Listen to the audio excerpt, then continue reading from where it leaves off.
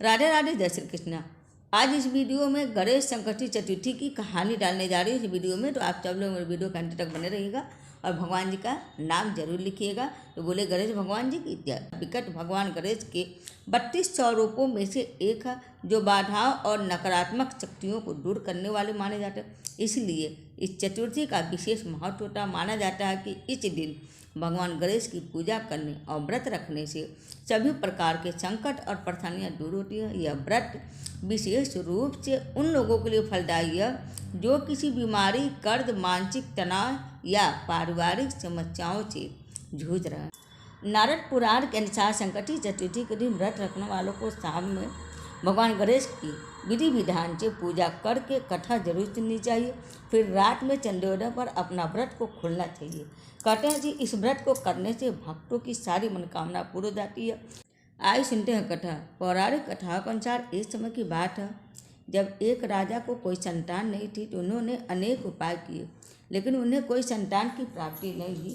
तब ऋषियों ने उन्हें विकट संकटी चतुर्थी का व्रत करने का सुझाव दिया। राजा और उनकी रानी ने विधि पूर्वक से यह व्रत किया और भगवान गणेश की आराधना की।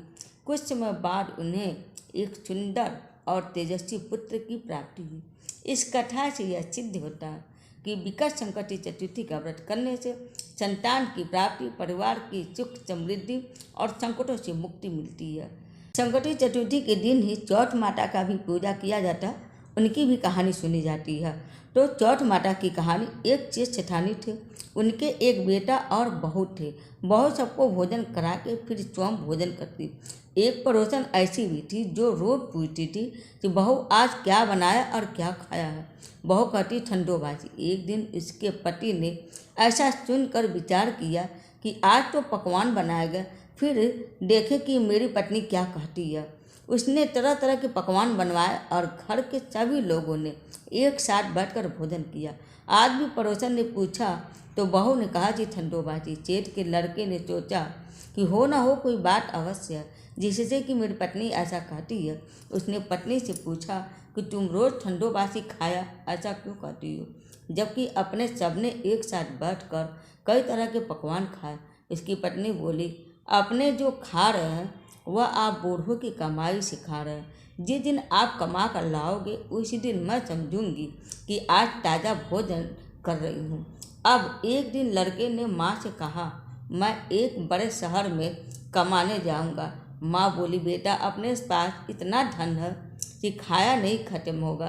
तो माँ के मना करने पर भी बेटे ने स्वयं कमाने का दृढ़ निश्चय कर लिया और जाते समय पत्नी से कहा, मैं जब तक कमाकर बहुत सा धन लेकर ना आ जाऊं तुम चूल्हे की आग को बुझने मत देना। एक दिन चूल्हे की आग बुझ गई तो वह मन ही मन घबराने लगी, कहीं मेरे पति पर संकट तो नहीं आन पड़ी। जल्दी से पड़ोसन में से आग लाकर चूल्हे में रख दूं, ऐसा विचार करते हुए पड़ोसन के पास गई। वहाँ पड़ोसन चौथ माता का व्रत पूजन कर रही थी। पड़ोसन ने कहा, थोड़ी देर में आकर ले जाना। बहू ने पड़ोसन से पूछा, आप यह व्रत क्यों करती हैं, इससे क्या मिलता? पड़ोसन ने कहा, चौथ माता के इस व्रत को करने से अन्न लक्ष्मी मिले और अपनी सारी मनोकामनाएं की पूर्ति हो। अब बहू भी चौथ माता का व्रत करने लगी। दीवार पर चौथ माता बनाए। उस दिन घी गुड़ का चूरमा बनाकर रात को चंद्रमा को अर्घ्य देकर भोजन करती। ऐसा करते करते बहुत दिन हो गए। चौथ माता ने उस बहू के पति को सपना दिया कि साहूकार का बेटा तू जागे कि सोए, तेरी पत्नी बहुत याद कर रही है।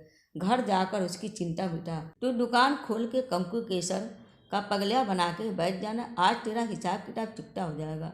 अब तो चौथ माता ने जैसा ही कहा था वैसा ही हुआ और गाड़ी भर के धन दौलत लेकर चल दिया। रास्ते में एक बड़ा सा काला नाग फन फैलाकर बैठ गया और कहने लगा, आज तो मैं तुझे डसूंगा, छोड़ूंगा नहीं, आज तेरी आयु पूरी हो गई है।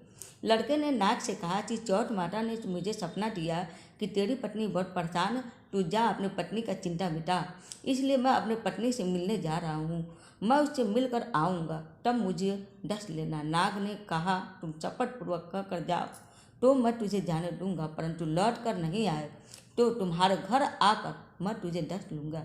इस प्रकार सर्प को वचन देकर वह अपने घर पहुंचा। वहां सभी से हंसी खुशी मिला और भोजन करके उदास होकर बैठ गया।